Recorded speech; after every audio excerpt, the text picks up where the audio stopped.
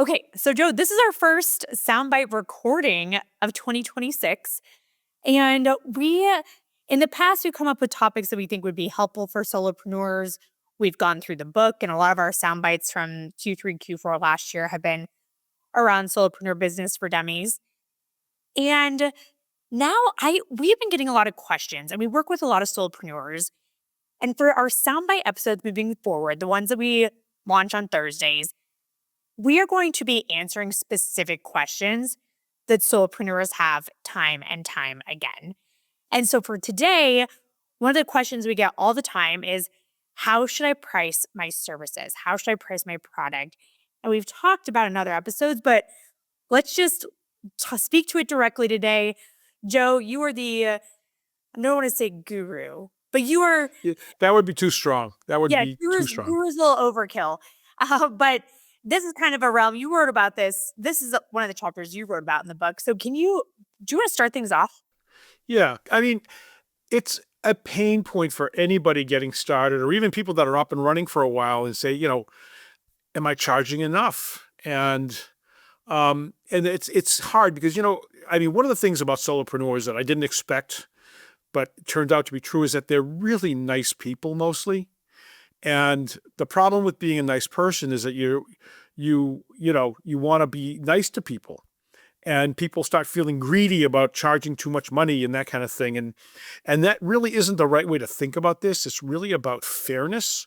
And what I mean by that is, you're good at what you do. You're adding value. You're doing something that's solving a problem for somebody, and that has value, and you should be paid that value.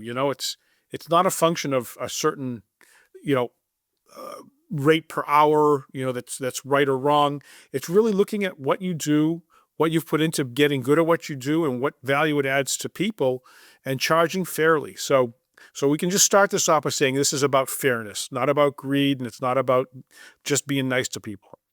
Well, and the other thing to add on that is when people think of their retainer or their hourly, they think of the work that they're doing in the moment, and they're not charging the years and years, sometimes decades of expertise that went into that moment as well. So you're not charging for that specific project, you're charging for the project plus your knowledge. You need to factor that in.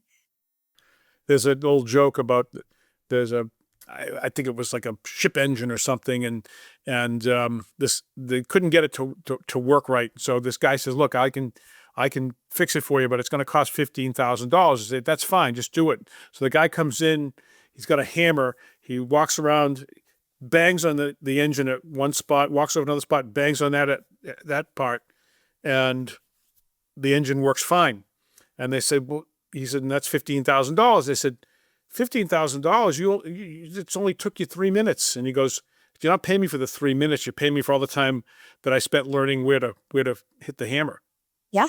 And that's really what this is about. It's a function of you've done a lot of work over the years, and you're not getting paid for the hour. You're getting paid for the hour plus, amortizing all that time you spent getting good at what you do.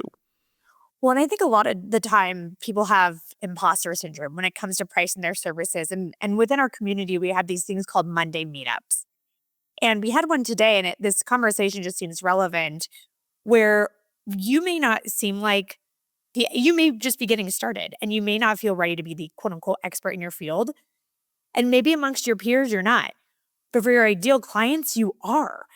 So charge like you are the expert. I mean, people are going to choose a higher dollar amount rather than a lower one time and time again because they think that there's credibility behind it. And that's you're really kind of getting into the nitty gritty here, which is, the main thing is when you get started, trading time for money is fine. It's a good way to start, really, because it's kind of like a boot camp for kind of learning how to do what you do as well as you can learn how to do it, and see what people need, seeing the real problems and so on. So it's a really good way to start.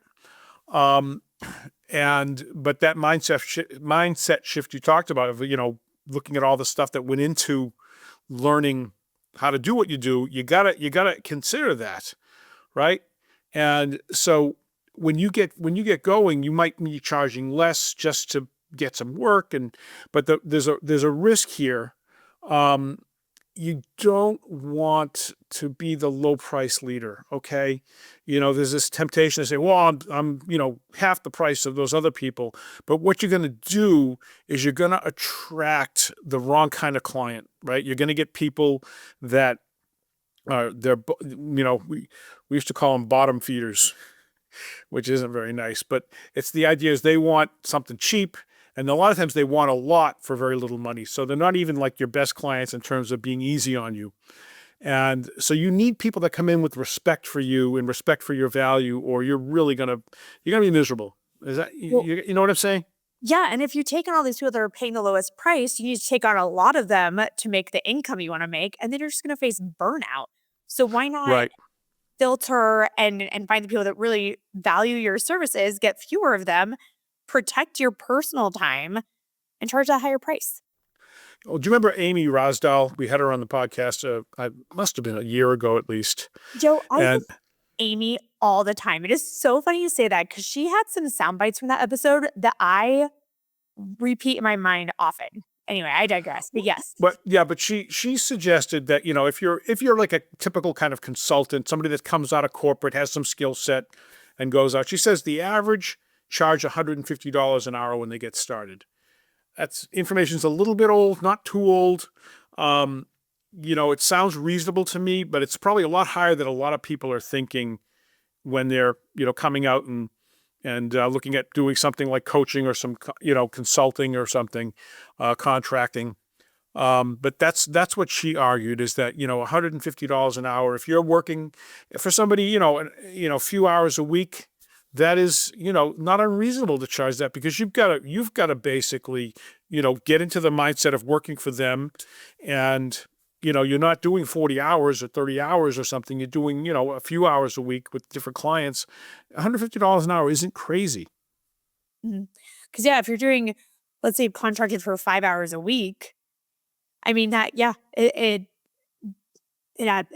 doesn't add up. Yeah, It it just it's because you've got to shift into the mindset for that particular client and do all this stuff, and so you're working, you're billing for 3 hours or whatever, but a lot of times you're putting in more than that just to get it up and running and get back into the mode. So it sounds to some people like, oh my God, that's a lot of money, and then when you think about the fact that if you're self-employed, you're paying self-employment taxes. Yeah, there's a lot of reasons that you need to charge more than you might feel like you need to charge.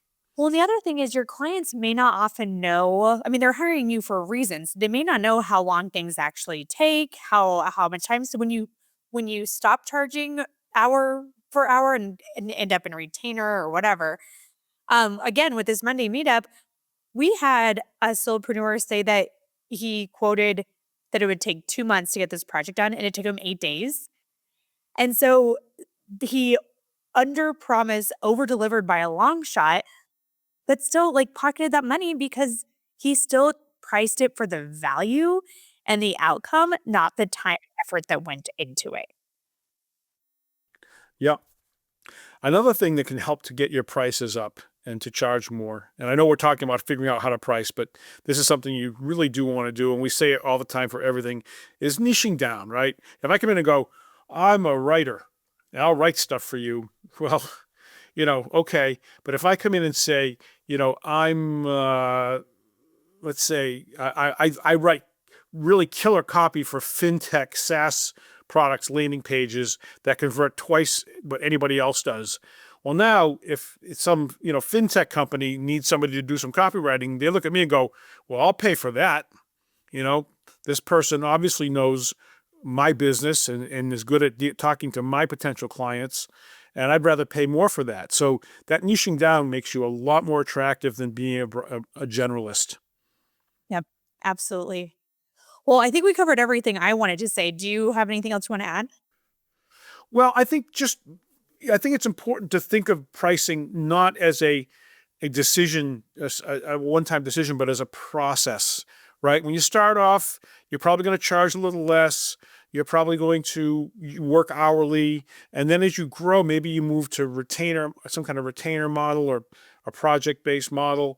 But then over time, as you get really, really good at doing what you're doing for who you're doing it for now with your business, maybe you can then come up with a product of some kind, a package of some kind, or a course or something that you can sell, and the hours aren't really considered, right? You're selling. It's easier to sell the value. And maybe if it's something that's recorded like on video, maybe something that you can scale, theoretically infinitely. So just just a way to think about this as not just this decision you're going to make and live with for the rest of your life, but an incremental process. Yep. I love it. Well, Joe, well said. I'm so glad we did this today because we get that question all the time. Solopreneurs, thank you so much for tuning in. As always, please leave that 5-star review. It really does help us spread the word to other people in your shoes, which is the most important thing to us. Be sure to subscribe on your favorite podcast platform, including YouTube, and share this episode with a friend if they are struggling with pricing their services. And we'll see you next time on the Aspiring Solopreneur.